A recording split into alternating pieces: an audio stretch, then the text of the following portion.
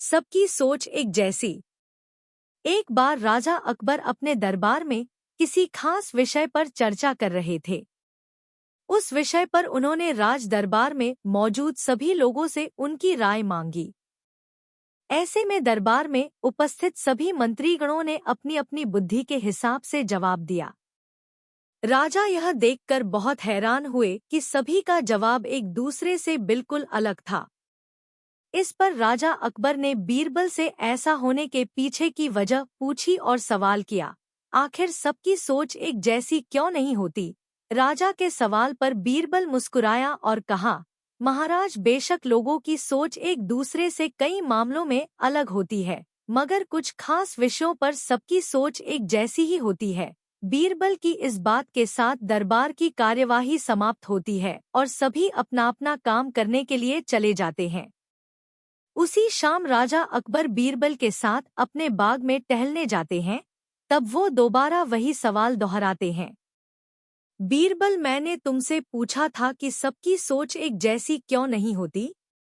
इस सवाल का जवाब दो मुझे। इसी के साथ एक बार फिर अकबर और बीरबल के बीच इस मुद्दे को लेकर बहस छिड़ जाती है। जब लाख कोशिशों के बावजूद राजा अकबर को बीरबल की बात नहीं समझ आती, तो वह अपनी बात को समझाने के लिए एक युक्ति निकालता है।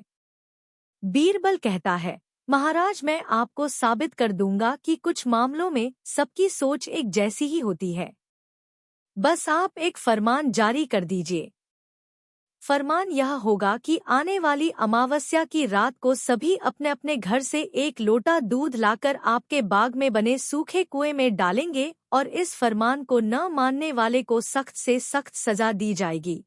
वैसे तो राजा अकबर को बीरबल की यह बात मूर्खता वाली लगती है, लेकिन वह बीरबल के कहे अनुसार शाही फरमान जारी करवा देते हैं। राजा के आदेश से सिपाही पूरे राज्य में घूम घूम कर इस फरमान के बारे में सभी को बताते हैं। राजा के इस फरमान को सुनते ही सभी में इस बात को लेकर चर्चा होने लगी कि सूखे कुएं में दूध डालना एक मूर्खतापूर्ण कार्य है। फिर भी राजा का फरमान था, तो मानना सभी को था। सभी अमावस्या की रात का इंतजार करने लगे। देखते देखते अमावस्या की रात भी आ गई और सभी अपने अपने घर से एक एक भरा लोटा लेकर कुएं के पास जमा हो जाते हैं। बारी बारी सभी कुएं में लोटा पलटकर अपने अपने घर की ओर चले जाते हैं। यह सारा नजारा राजा अकबर और बीरबल छिपकर देख रहे होते हैं। जब सभी अपना लोटा कुएं में पलटकर चले जाते हैं, तो बीरबल राजा अकबर को कुएं के नजदीक ले जाते हैं और कहते हैं, महाराज देखिए, क्या आपके फरमान से कुआं दूध से भर गया? बीरबल की बात पर राजा अकबर कुएं में झांक कर देखते हैं कि कुआं ऊपर तक पानी से भरा हुआ है। यह देखकर उन्हें बहुत आश्चर्य होता है और वे नाराज भी होते हैं। राजा अकबर बीरबल से कहते हैं, मैंने तो कुएं में दूध डालने का फरमान जारी किया था, फिर कुआं दूध की जगह पानी से क्यों भरा गया? राजा के इस सवाल पर बीरबल मुस्कुराते हुए कहता है, महाराज, कुएं में दूध डालना सभी को व्यर्थ लगा, इसलिए सभी ने दूध की जगह कुएं में पानी डाला।